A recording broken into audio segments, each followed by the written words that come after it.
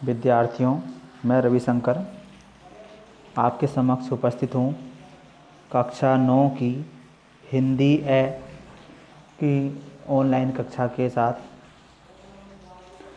आपके पाठ्यक्रम में हिंदी की 2 पाठ्य पुस्तकें हैं, क्षितिज और कृतिका। क्षितिज पाठ्य पुस्तक के 2 भाग हैं, गद्य और पद्य। गद्य खंड में पहला पाठ है 2 बैलों की कथा। एक बहुत अच्छी कहानी है 2 बैलों की कथा। इसके लेखक हैं प्रेमचंद। इस कहानी के लेखक हैं प्रेमचंद। तो सबसे पहले प्रेमचंद के विषय में जान लेते हैं, प्रेमचंद कौन थे। उसके बाद में कहानी शुरू करेंगे। प्रेमचंद का जन्म हुआ था सन 1880 में बनारस में एक गांव है लम्ही, वहाँ पर इनका जन्म हुआ था 1880 ईस्वी में। इनका जो मूल नाम है धनपत राय श्रीवास्तव। बचपन में ही इनकी माँ का देहांत हो गया था और जो इनका पालन पोषण था इनकी सौतेली माता ने किया, लेकिन सौतेली माता इनसे इतना प्रेम नहीं करती थी। प्रेमचंद का बचपन अभावों में बीता। अभावों मतलब कमियों में, इतनी सुख सुविधाएं नहीं थी और मतलब इनका परिवार गरीब परिवार था, इसलिए इनकी जो शिक्षा थी बीए तक ही हो पाई। उन्होंने शिक्षा विभाग में नौकरी की। प्रेमचंद ने शिक्षा विभाग में नौकरी की, परंतु असहयोग आंदोलन में सक्रिय भाग लेने के लिए सरकारी नौकरी से त्यागपत्र दे दिया। उसी समय असहयोग आंदोलन चला, गांधी जी के द्वारा चलाया गया, तो इन्होंने उसमें भाग लिया और अपनी सरकारी नौकरी से त्यागपत्र दे दिया और लिखने का कार्य भी साथ में करते रहे। सन 1936 ईस्वी में इनका देहांत हो गया। इन्होंने मुख्य रूप से जो प्रसिद्धि प्राप्त की है कहानियों के रूप में प्राप्त की है, कहानीकार के रूप में प्राप्त की है। इनकी कहानियाँ बहुत प्रचलित हैं। हिंदी जगत में सबसे ज़्यादा कहानियाँ लिखने वाले प्रेमचंद ही हैं। इन्होंने लगभग 300 से अधिक कहानियाँ लिखी हैं और इनकी कहानियों में एक तरह की वास्तविकता दिखाई देती है। इन्होंने कहानियों और उपन्यास लिखने के साथ साथ पत्रिकाओं के लिए भी काम किया है। हंस, जागरण और माधुरी, ये 3 पत्रिकाएं हैं। इनसे अलग भी कुछ अन्य पत्रिकाएं हैं जिनका इन्होंने संपादन किया। उन्होंने जिस गांव और शहर के परिवेश को देखा, मतलब ये जहाँ पर रहते थे, गांव में रहते थे और आसपास का जो शहर था उसके जो वहाँ का वातावरण था उसको देखा और जो महसूस किया उसको इन्होंने अपने उपन्यासों में और कहानियों में उतारा। उसकी झलक जो उस समय के ग्रामीण अंचल की, शहरी अंचल की झलक इनके कहानियों में, उपन्यासों में मिलती है। किसानों और मजदूरों की दयनीय स्थिति, दलितों का शोषण, समाज में स्त्री की दुर्दशा और स्वाधीनता आंदोलन, ये सभी उनकी कहानियों के और उपन्यासों के मुख्य विषय थे। अब जो आपके सिलेबस में पाठ्यक्रम में कहानी है इनकी 2 बैलों की कथा। वैसे कहा जाए तो इनकी सबसे प्रसिद्ध अच्छी कहानी है मंत्र। इनकी कहानियों में जो सबसे प्रसिद्ध कहानी है मंत्र कहानी है। बहुत अच्छी कहानी है ये। मैंने 9th क्लास में पढ़ी थी, पहले थी यूपी बोर्ड के पाठ्यक्रम में। बहुत अच्छी कहानी है। 2 बैलों की कथा, यही बहुत अच्छी कहानी है। 2 बैलों की कथा। इस कहानी के माध्यम से प्रेमचंद ने कृषक समाज और पशुओं के भावात्मक संबंध का वर्णन किया है। इस कहानी के माध्यम से प्रेमचंद ने बताया है कि एक किसान और जो उसके पशु होते हैं उनके बीच में किस तरह का संबंध होता है, जो उनके बीच में प्रेम संबंध होता है उसके बारे में बताया है। और इस कहानी के माध्यम से उन्होंने यह भी बताया है कि स्वतंत्रता सहज में नहीं मिलती। जो आज़ादी होती है आसानी से प्राप्त नहीं होती, उसके लिए संघर्ष करना पड़ता है। यह संदेश भी देने का प्रयास किया है प्रेमचंद ने इस कहानी के माध्यम से। दो बैलों की कथा। जो ये कहानी है इसमें दो बैल हैं। इस कहानी में दो बैल हैं, हीरा और मोती।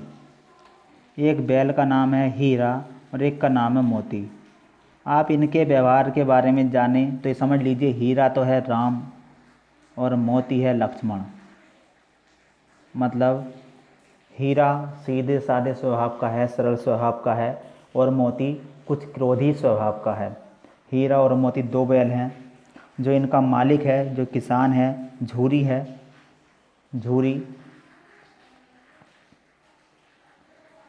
झूरी के दो बैल हैं, हीरा और मोती।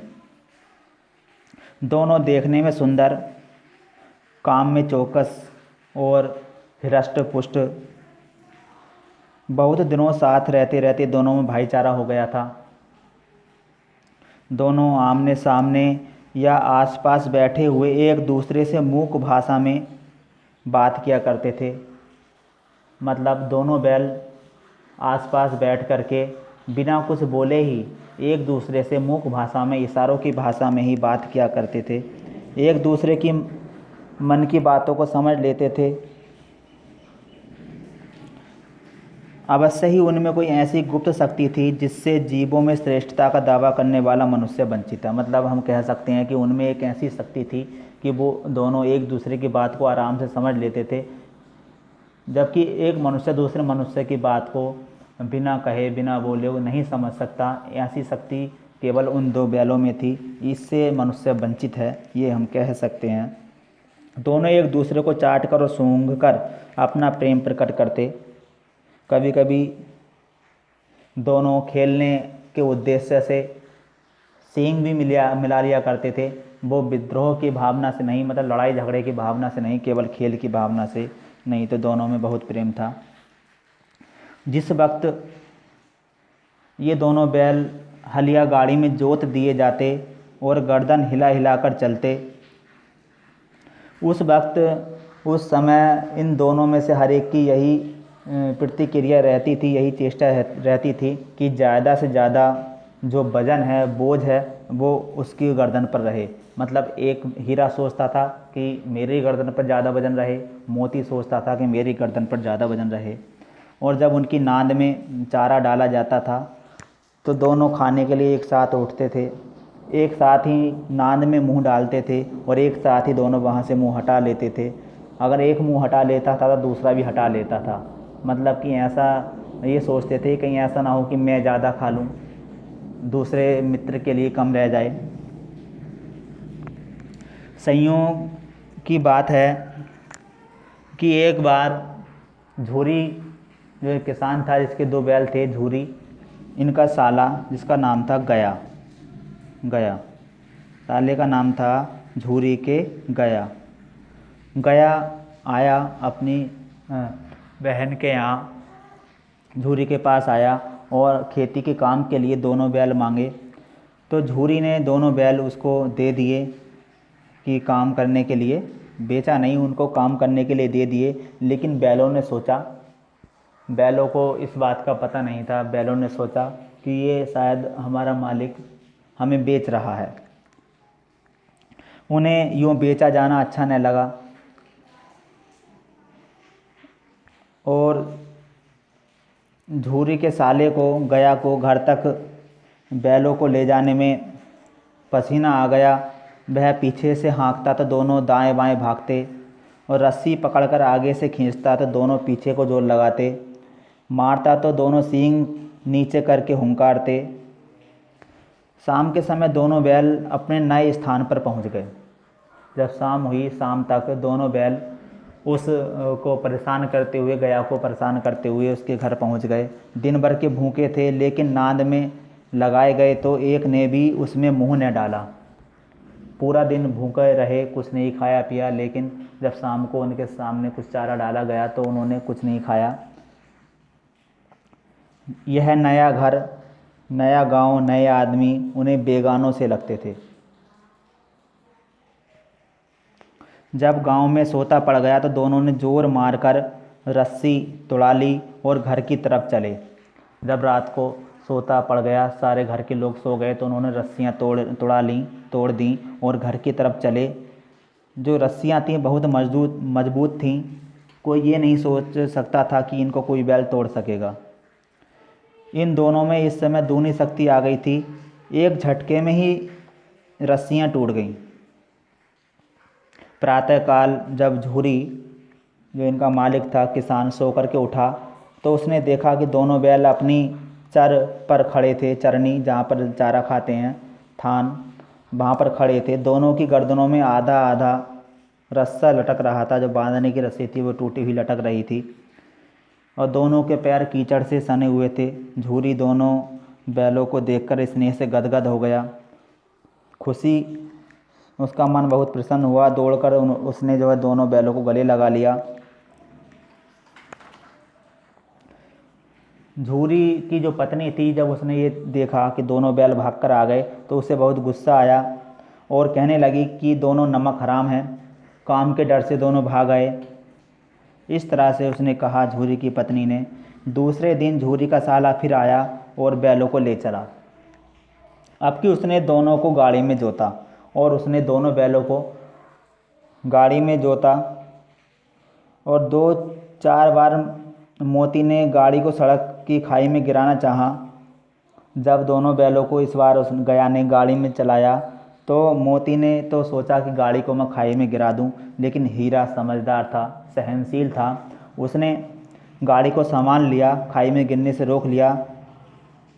संध्या समय घर पहुंचकर उसने दोनों को मोटी रस्सियों से बांधा और कल की शरारत का मज़ा चखाया। फिर वही सूखा भूसा डाल दिया। दूसरे दिन गया ने बैलों को हल में जोता, पर इन दोनों ने जैसे पाँव न उठाने की कसम खा ली थी। जब दूसरे दिन गया ने बैलों को हल में चलाया तो उन्होंने चलने से बिल्कुल मना कर दिया।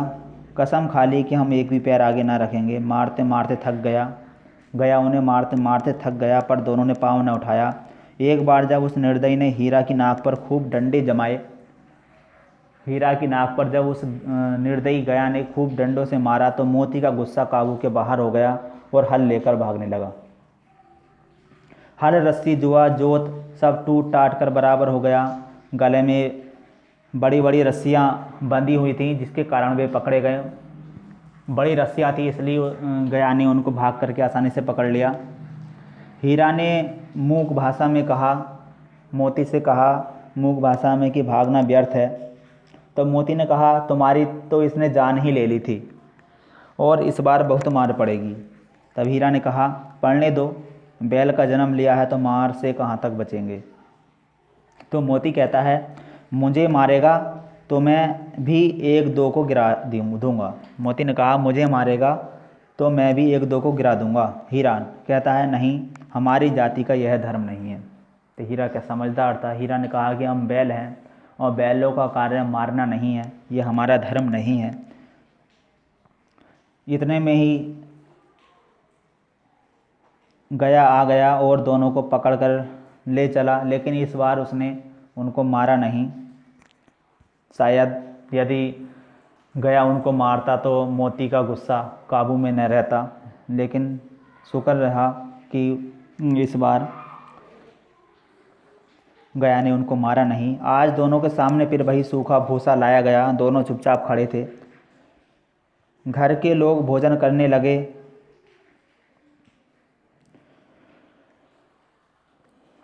उस वक्त उनके घर में एक छोटी लड़की थी। वह 2 रोटियां लेकर के आई और दोनों बैलों के मुंह में 1-1 रोटी दे दी। मतलब दोनों बैलों को 1-1 रोटी खिला दी। गया के घर में एक लड़की थी, छोटी बच्ची थी। उसने दोनों बैलों को 1-1 रोटी खिला दी।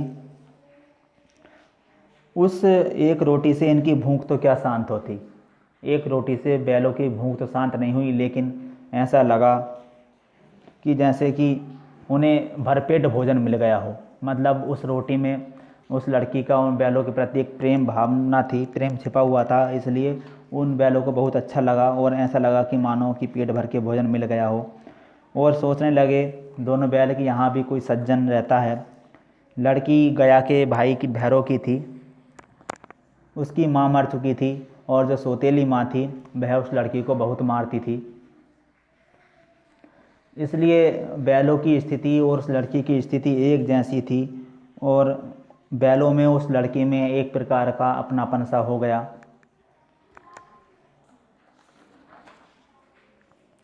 रात को जब बालिका वह लड़की रोटियां खिलाकर चली गई, दोनों रस्सियां चबाने लगे, पर मोटी रस्सी मुंह में न आती थी। इस बार गया ने उनको बहुत मोटी मोटी रस्सियों से बांधा था, तो जो रस्सियां थी वह मुंह में नहीं आ रही थी और चबा नहीं पा रहे थे। तो यह सब उस लड़की ने देखा और लड़की अचानक से आई और दोनों सिर झुकाकर उसका हाथ चाटने लगे। दोनों बैल उसका हाथ चाटने लगे, दोनों की पूंछें खड़ी हो गईं। उसने उनके माथे सहलाए, बोली, खोले देती हूँ, चुपके से भाग जाओ, नहीं तो यहाँ लोग मार डालेंगे। लड़की ने कहा कि मैं तुम्हें खोल रही हूँ और तुम चुपके से भाग जाना, नहीं तो यहाँ पर जो लोग रहते हैं वो तुम्हें मार डालेंगे। आज घर में सलाह हो रही है कि इनकी नाकों में नाथ डाल दी जाए, कि मतलब कि इनको नथवा दिया जाए, इनकी नाकों में रस्सी डाल दी जाए, नाथ डाल दी जाए। उसने रस्सी खोल दी, दोनों चुपचाप खड़े रहे। दोनों बैल भागे नहीं।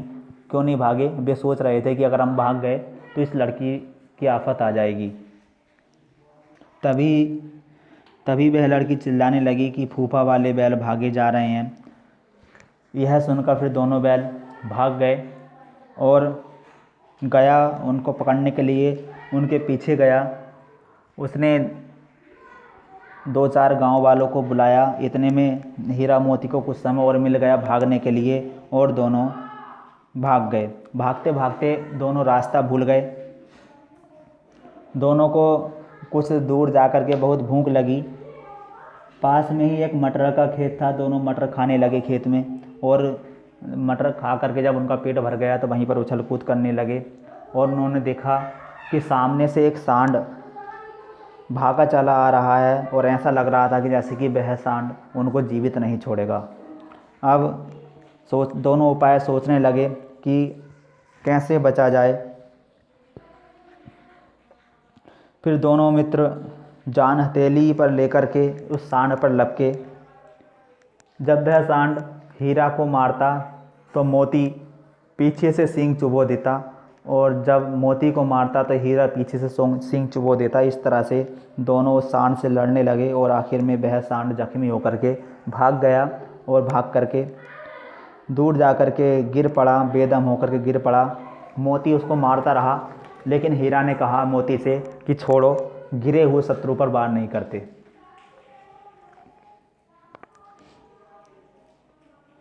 फिर हीरा ने कहा अब कुछ सोचो, घर कैसे पहुँचेंगे, हम मार्ग भूल गए हैं, हम घर कैसे पहुँचेंगे। तो मोती ने कहा भूख लगी है, पहले कुछ खा लें, उसके बाद में सोचेंगे। वहीं सामने मटर का खेत था। मोती उसमें घुस गया। हीरा मना करता रहा पर उसने एक न सुनी। अभी 2 ही ग्रास खाए थे। 2 आदमी लाठियाँ लिए दौड़ पड़े, दोनों मित्रों को घेर लिया। हीरा तो मेड़ पर था, हीरा बाहर था, वह खाने के लिए अंदर नहीं घुसा था। वह चाहता तो भाग जाता, लेकिन वह भागा नहीं क्योंकि मोती अंदर खेत में था, वह पकड़ा जाता। वह भी वहीं खड़ा रहा और दोनों को पकड़ लिया गया। पकड़ करके दोनों को कांजी होश में बंद कर दिया गया। कांजी होश होता है जहाँ पर आवारा पशुओं को बंद किया जाता है, पकड़ कर रखा जाता है। दोनों को कांजी होश में बंद कर दिया गया। वहाँ पर कांजी होश में कई भैंसें थीं, बकरियाँ थीं, घोड़े थे, गधे थे और लेकिन किसी भी पशु के सामने चारा नहीं था। वहाँ पर खाने के लिए पशुओं को कुछ नहीं दिया जाता था। सभी ज़मीन पर मुर्दों की भांति बेजान पड़े थे और बहुत कमज़ोर हो गए थे। सुबह से शाम हो गई, लेकिन हीरा मोती को के लिए भी कोई चारा लेकर के नहीं आया। दोनों दरवाजे की ओर देखते रहे, लेकिन जब रात को भी कुछ नहीं मिला तो मोती ने कहा कि अब मुझसे नहीं रहा जाता। तब हीरा ने भागने के लिए जो दीवार थी उसकी कांजी हो, उसकी कच्ची दीवारें थी मिट्टी की, तो हीरा ने दीवार को सींग से तोड़ना शुरू किया, थोड़ी थोड़ी मिट्टी हटानी शुरू की। इतने में ही जो कांजी होश का जो चौकीदार था वह अंदर आता है और देखता है कि हीरा दीवार की मिट्टी गिरा रहा है, तो उसने हीरा को मोटी रस्सी से बांध दिया। फिर जब हीरा को बांध दिया गया तो मोती ने दीवार को तोड़ना शुरू किया और मोती ने दीवार गिरा दी एक साइड की, तो सभी जानवर वहाँ निकल करके भाग गए। लेकिन उसमें जो गधे थे वह ऐसे ही खड़े रहे। गधे खड़े रहे। हीरा ने पूछा गधों से कि तुम क्यों नहीं भाग जाते? तो एक गधे ने कहा जो कहीं फिर से पकड़ लिए जाएं। तो एक गधे ने कहा अगर हम भाग गए और फिर से पकड़ लिया तो फिर बंद कर देंगे, तो क्या हार जाए, अभी तो भागने का अवसर है। हीरा ने कहा लेकिन अब तो भाग जाओ, अभी तो भागने का समय है, पकड़े जाओगे तब देखी ना। तो गधे कहते हैं हमें डर लगता है, हम तो यहीं रहेंगे, हम नहीं भागेंगे। दोनों गधे खड़े सोचते रहे कि भागें या न भागें। तभी मोती ने दोनों गधों को मार करके वहाँ से निकाला और भगा दिया। मोती अपने मित्र हीरा की रस्सी खोलने में लगा रहा, काटने में लगा रहा, लेकिन रस्सी मोटी थी, कट नहीं रही थी, थक गया बेचारा और वहीं हीरा के पास ही बैठ गया, अकेला नहीं भागा। चाहता तो अकेला भाग जाता लेकिन वह अकेला नहीं भागा। सुबह हुई, मुंशी और चौकीदार वहाँ पर आ गए और मोती को भी रस्सी से बांध दिया। दोनों को रस्सी से बांध दिया। 1 सप्ताह तक दोनों वहीं पर बंधे रहे। उनको खाने के लिए कुछ नहीं दिया गया और 1 सप्ताह के बाद वहाँ पर कुछ भीड़ इकट्ठी हुई। उन्हें नीलामी के लिए बाहर निकाला गया। दोनों बहुत कमज़ोर हो गए थे। तभी एक दड़ियल आदमी आया और उसने उन दोनों को खरीद लिया। दोनों उस दड़ियल के साथ चल दिए। जरा भी चाल धीमी हो जाती तो वह जोर से डंडा उनको मार देता। सहसा अचानक जब रास्ते में दोनों जा रहे थे उस दड़ियल के साथ, तो ऐसा लगा कि यह रास्ता कुछ जाना पहचाना है। तभी हीरा को याद आया कि हाँ, हम इसी रास्ते से आए थे, गया इसी रास्ते से उन्हें लेकर आया था। वही खेत, वही बाग, वही गांव मिलने लगे और उनकी चाल तेज़ होने लगी। जब उन्हें लगा कि ये रास्ता तो हमारे घर का है तो वे तेज़ तेज़ चलने लगे। अब दड़ियल को उन्हें मारने की भी ज़रूरत नहीं थी, सारी थकान, सारी कमज़ोरी गायब हो गई। फिर अचानक से उनका गांव आ गया और दोनों उस दड़ियल से अपना रास्ता छुड़ा करके अपने घर की ओर भागे। भाग करके अपने घर पहुंच गए। दड़ियल ने उनका पीछा किया। वह दोनों बैल अपने घर पर पहुंच गए। झूरी द्वार पर बैठा धूप खा रहा था, धूप में बैठा था। बैलों को देखते ही दौड़ा और बारी बारी से उन्हें गले लगाने लगा। दड़ियल ने जाकर बैलों की रस्सियां पकड़ लीं। झूरी ने कहा ये मेरे बैल हैं, तो लेकिन दड़ियल ने कहा कि मैं इन्हें मवेशी खाने से नीलाम लिए आता हूँ, वहाँ से ख़रीद करके लाया हूँ। लेकिन झूरी ने कहा ये बैल मेरे हैं, मैं बेचूंगा तभी बिकेंगे, किसी को मेरे बैल नीलाम करने का अधिकार नहीं है। अगर ज़्यादा करोगे तो मैं थाने में जा कर के रिपोर्ट कर दूंगा। मेरे बैल हैं, इसका सबूत यह है कि दोनों बैल मेरे घर पर खड़े हैं। दड़ियल झल्लाकर बैलों को ज़बरदस्ती पकड़ ले जाने के लिए बढ़ा। उसी वक्त मोती ने सींग चलाया और उस दड़ियल को भगा दिया और मोती उसको गांव से निकाल कर आ गया, बाहर निकाल दिया गांव से। मोती विजयी सूर की भांति उसका रास्ता रोके खड़ा था। गांव के लोग यह तमाशा देखते थे और हंसते थे। कुछ ही समय में जो उनकी नांद थी उसमें खली, भूसा और चोकर दाना भर दिया गया। दोनों मित्र खाने लगे। झूरी खड़ा दोनों को सहला रहा था। 20 लड़के तमाशा देख रहे थे। उस समय मालकिन ने आकर दोनों के माथे चूम लिए। बाद में मालकिन जो थी, झूरी की पत्नी थी, उसने भी दोनों बैलों के आकर के माथे चूम लिए। ये थी कहानी 2 बैलों की कथा। इस कहानी में 2 बैलों के आपसी तथा किसान परिवार के संबंधों को उभारा गया है। बैलों के माध्यम से बताया है कि आज़ादी किसी को भी आसानी से नहीं मिलती। अब देखिए इसमें जो बैल हैं और किसान है उसके आपस के जो प्रेम है उसको बताया है, और बैलों को कितनी परेशानी के बाद में अपना घर पुनः वापस मिला। इसके माध्यम से हमें ये पता चलता है कि आज़ादी आसानी से नहीं मिलती।